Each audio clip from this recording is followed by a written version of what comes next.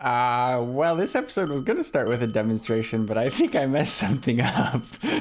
um, so I made the mistake of trying to store 0 levels. I'm pretty sure this is going to just loop infinitely until I use my long years of experience in command blocks and redstone to, oh, wait. There we go, now I use my long years of yeah, so we're gonna fix this today. I was actually gonna fix a different problem. I see, we need at least 1 level to flip this thing on so it can go off. And then it gave us way too much XP, which I'll fix in a moment. So we should just need a level 0 check. Oh wait, even better, we can actually just put the level 0 check in here. Oh, check this nonsense out as well. Look at this. I think this is probably attempting to set my points to 0. Now, I don't know if this existed when I made it, but there's actually just a set button. I believe that actually fixes a bug that we had with some ridiculous death scores that are really far in the negatives. I think it's because of this system. So now that we have that fixed, we can move on to the real goal, which is to fix this system. So it seems really fast, right? And we're going to be clearing all the levels in the XP pretty quick here. But you'll notice once we get up to 25, this is really slow. And if we have a lot of XP, we want it to be like giving that amount of XP to us. So basically what we should be doing is changing how much XP it's giving based on what level we are. First thing I think I want to do is turn this down a little bit. Just a little bit. Yeah, so it's not as in our face. Oh, much better. We should do the same thing on this other side. Oh, that one was really loud. Yeah, so right now it's removing 1 point and then giving us 1 point. So we just need tier 2 and then tier 3. This is how fast it goes at the beginning. It's pretty speedy. And this is how fast it goes afterward, which is quite a bit slower. So let's try adding 10. I'm guessing 10 is too much. What about 5? Well, that's convenient. 5's pretty nice. So then does 10 work for the 3rd tier? Yeah, that's pretty brisk. Excellent. Definitely slows down afterwards. It's not as intense, but it's also not terrible either. So I think we can probably work with that. So now we got to test it. So we'll set my score to be 0. It was 1 before we started this whole thing. And we're going to test the storage. And remember, we have 43 and like all the way to the last meat pop of XP. So we'll store this. It's going to go through all my levels and calculate the XP based on these 3 separate equations. In case you didn't know, there's different point amounts for each like 1 through 15, 16 through 30, and 31 plus. So once it gets there, this number should have gone up a little bit more than that. Uh-oh. 9's kind of a slog, but then it picks up at 10. Yeah. I definitely like that a lot better. We're definitely keeping that. What? It froze. And just like that, we magically turned 43 levels into 11 levels. Oh, wow. This thing is more broken than I knew. I'm actually glad that... There we go. Okay, so there's a command block back here. It's supposed to reset this, which is actually what turns this off, not those blocks over there. But you'll notice it says could not set the block. So basically it was getting stuck here, or on any of them, because they all have the same problem, which actually breaks a lot of stuff. Okay, so I'll go fix this. There we go. We have about the amount that we're supposed to have. We clear the XP tank, and then we'll see. Basically, once it finishes, it shouldn't stay on 215. There we go, 3768. That sounds a lot more reasonable. And then this one shouldn't take as long to get us back to the number. And where does it hit? Nice. Now we'll reset things to the actual amount of experience we had. Although I do wonder if we lost some in the, or due to those bugs. But anyway, okay, sweet, fixed. Awesome. Now, while I'm thinking about it, we're going to fill up on some XP here. And also, it's going to give me a chance to show you a change I made to this since last episode. There's particles now. And a sound if you listen real close.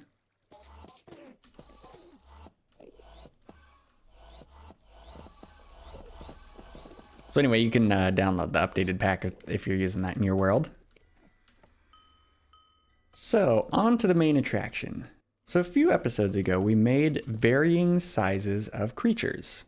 And today I want to expand on that. So the goal would be tall creatures are slower, smaller creatures are faster.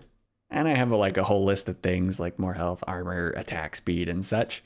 So we shall fiddle around with that. Now we could pretty easily just straight cut and paste the speeds so the smaller guys go faster. But number one, there's a problem with scale. That's a lot faster than he should be going. And number two, we'd still probably want some variation. Oh no. Data can't get decimals. There we go. Yes, finally. That was harder than it sounds. So we have the numbers inverted, which is important, right? Because if we have taller mob, it should be negative speed. What's weird here is -1 and +1 didn't work though. So I had to scale this number up, but this one couldn't be negative. Then I had to scale this one down by that same amount, and this one could be negative. Why? I don't know, but it works. So now the big guys are slower and the little guys are faster. So that's pretty cool, but it is cut and paste. All the guys that are this height will be the exact same speed, which is just sort of weird. So we'll add a layer on top. We'll call it Pokemob Speed Variety. This is just another attribute movement speed modifier that's added on top. We'll randomize with the same binomial thing we're already using for their sizes. And we'll just see if this works. So theoretically, if we snag some attributes, yeah, there's Pokemob Speed Variety.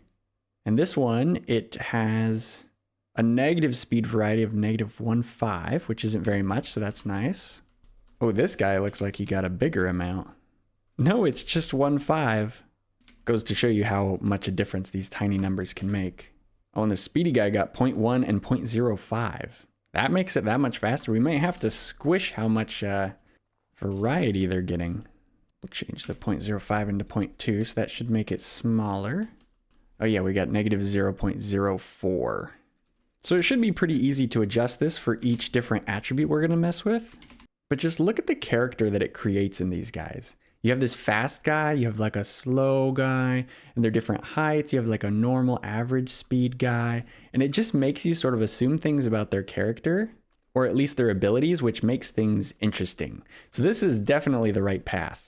Oh, I should add, because of the way binomials work, there is a chance to get extreme values that won't necessarily be lined up to the size of the creature. So for example, if it's a big dude, there's a very small chance that he could actually be really fast, which would of course be pretty amazing and rare and collectible, and you know, goes with the whole like Pokemobs. I don't even have any eggs. Actually, we should probably work on that next. So obviously collectability is like a major thing. And so we need a way to, you know, actually collect them. And we have this recipe. We use 4 eggs and something that can normally transport mobs, and we get the things that catch them. But it's pretty easy to use that up. Like, you know, we could just miss 4 times and then we have nothing for our efforts. So what I wanted to do was make a crafter that we could supply with iron from our iron farm, and basically just have it go through, you know, all the steps for us. Which I'm now realizing is 3 or 4 steps, actually. Not to mention, I have no idea how to do this shape. Well, this might be interesting. Iron blocks, we just hook up to a comparator clock. Wait a second, 6. Did it just evenly split those? Oh my word. Wait, so then can we just do this?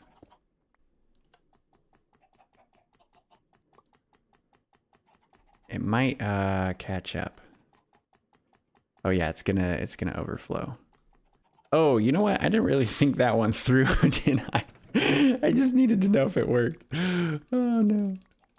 That is a lot of minecarts made in an extremely short amount of time. Crafters are awesome, there is no question about it. But the real trick is going to come when we're trying to feed the eggs and the minecarts in. Yeah, it just fills all the slots evenly. So we have to force the crafter to take turns. And I believe I've come up with a modular way to do it. There should be 2? Yes. So we have 2 lines here, an observer with 2 ticks of delay, and then 1 of 4 so that it can trigger twice on, and you couldn't see the second one, but 2 eggs come out. If we remove this repeater, clear this, trigger it, only 1 egg should come out. So effectively we could have a 2, a 1, and then another 2, and that should give us our full design. By the way, in case you can't tell, I haven't really looked up any crafters stuff. My only experience with crafters is basically what I've made with them before, and that's usually very simple things, like this one, which makes slime blocks. It's usually the same item, so I haven't really had to deal with this different item setup, and boy is it tricky. Well, this isn't the most space efficient thing I've ever seen, but it is very simple. So basically each block is an item that we want to trigger into the crafter. So on this side, we have the mine carts, and on the other side here, we're going to pull from the eggs. So the first 2 items we want to be eggs, so we put redstone on this side. The third item we want to be mine cart, so we put it on this side. Wait a second. These are going to trigger. Does that work? Yeah, I think so. Okay, so we can basically just cancel out those inputs. So then we'll have the third item go to the mine carts, and all of the other ones will be going to the eggs. So the only one we have to skip will just be this one. So it should be really straightforward, really simple, and we actually should be able to test it right now. And flip the observer. I'm really good at redstone, can you tell? Okay. Bam. So I saw a bunch of stuff trigger. Well, I see what's happening. The signal is going by too fast. There should be 2 flashes here, and it only flashes once because this is on and these are on at the same time, so it can't do a second pulse. These are supposed to be individual pulses, so I need to fix this sideline somehow. Now, I wonder if there could be anything wrong with this design. Anything at all. Oh, this minecart isn't going through. Well, maybe if I turn off this redstone dust. Oh, it does actually slip through. Yeah, that's a bad design. I should fix that. That's probably interfering with our timings at least a little bit. So we can just duck that down.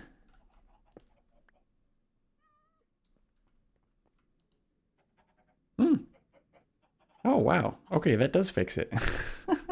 I wonder if it fixes it on the original timings as well. Bam.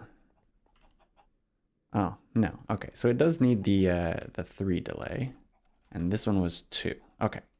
Oh, and I just had a thought. What if we put a repeater here on 4 ticks of delay in the hopes that that will actually trigger the creation of the item? Oh, well, that time it worked. What about this time? Oh, we might be in business already. But yeah, really simple, really easy to use. 1 block per item.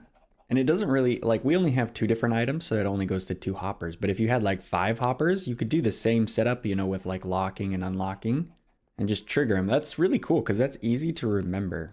So I can definitely use it in the future. You guys can use it if you want. I assume there's better designs though. But it's fun to make my own version.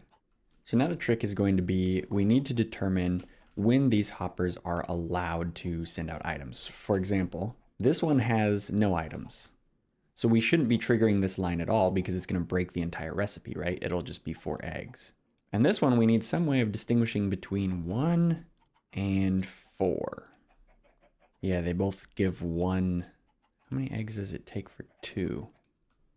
6. Oh, we can handle 6 eggs. So we will wait until 6, even though it only needs 4, just for that signal strength. So the hoppers go into an AND gate, which goes all the way down here into what is potentially overcomplicated. Well, whatever, I think it works. So this is a clock. It's on a pretty long delay. And if we just put something here, you'll be able to kind of see what's going on. So anytime that flashes, it would do its whole thing. And you'll notice there's quite a big delay. which hopefully should be long enough for this thing to do what it needs to do, and also should be long enough to keep up with this, maybe? And here we go. Put the piece of redstone dust in, and we should be able to get some... I should probably remove the testing torch and actually put in the real... There we go. Boom. Boom. Boom. Whoa, why did that fly? Oh, is it getting... Oh, no. So we should maybe put blocks over this or something. But it worked. That's what really matters. Okay, now I'm not sure. This might overflow, but we're going to try. So we push in iron blocks. The iron blocks are transformed into mine carts. So far, it doesn't look like it's overwhelming it. The system is supposed to make the bottom one go faster than the top one. So this gets supplied with mine carts. Uh-oh. Oh, actually, it might just be as simple as locking this. Because when this is on, we want this to turn off. So we can turn off both of these. Put mine carts in here. Yeah, it looks like it locked. Yeah, the crafters aren't crafting.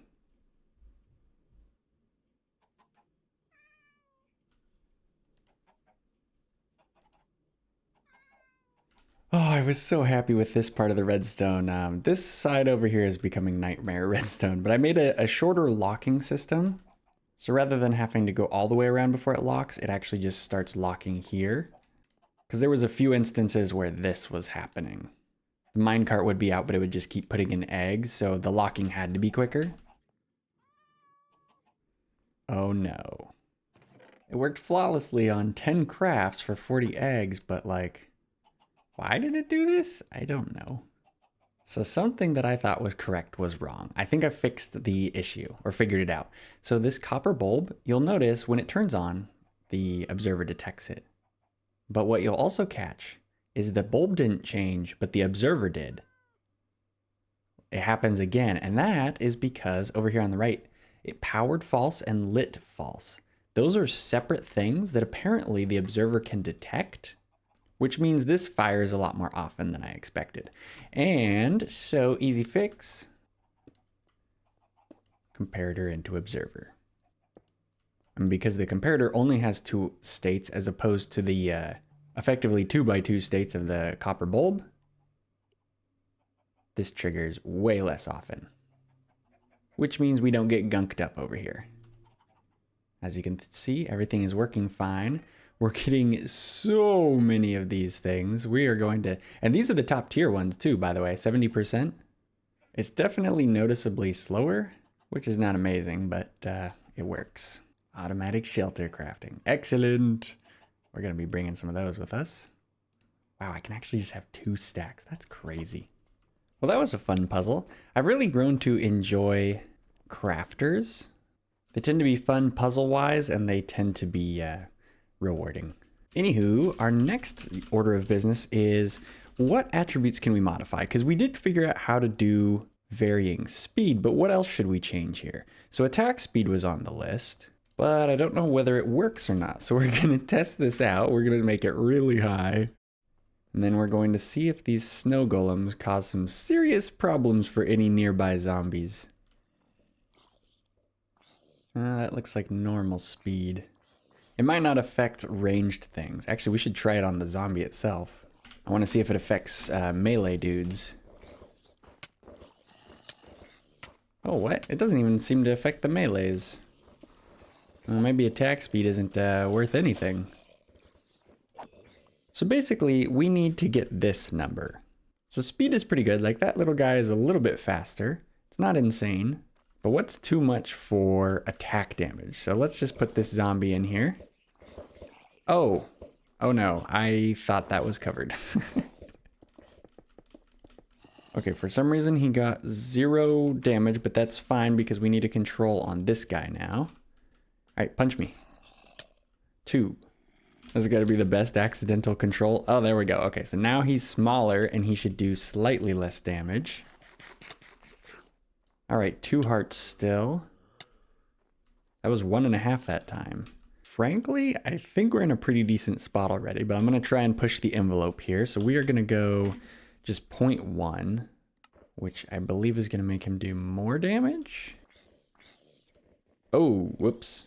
Less damage, I guess. All right, punch me. Punch me in the face.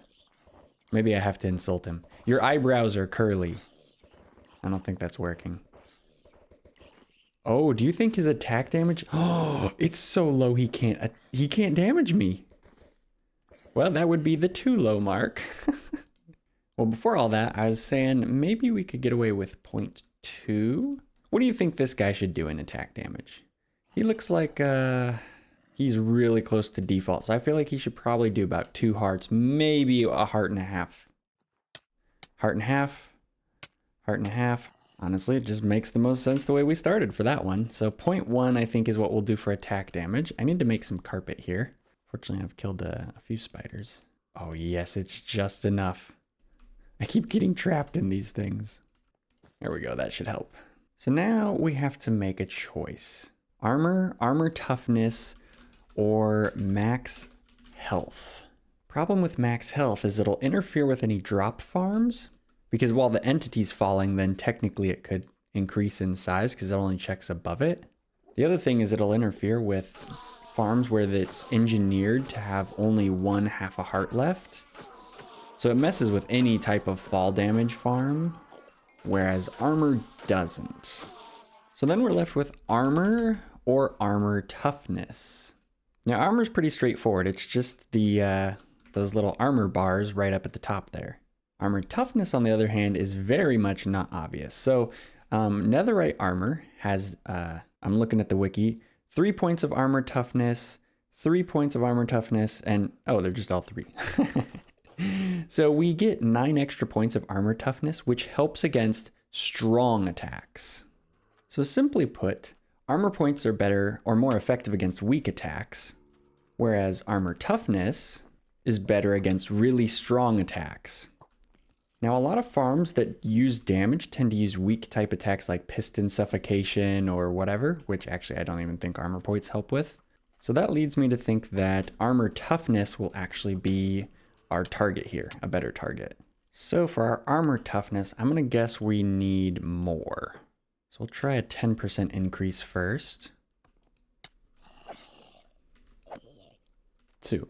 Now, if we give him armor toughness, all right, how many hits does it take him to kill if he has 0.5? That was 1 crit. Still 2. Grounded hit. 2 grounded. Oh, still. Oh, you know what? Is it possible? 2 hits again. Armor toughness maybe doesn't work without armor.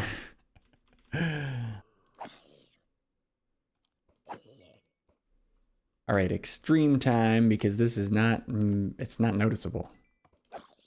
Oh, more than 2 hits finally. 3, 4. He's at 11. Ooh, okay, so this is noticeable for sure. So 2 hits turned into about 11.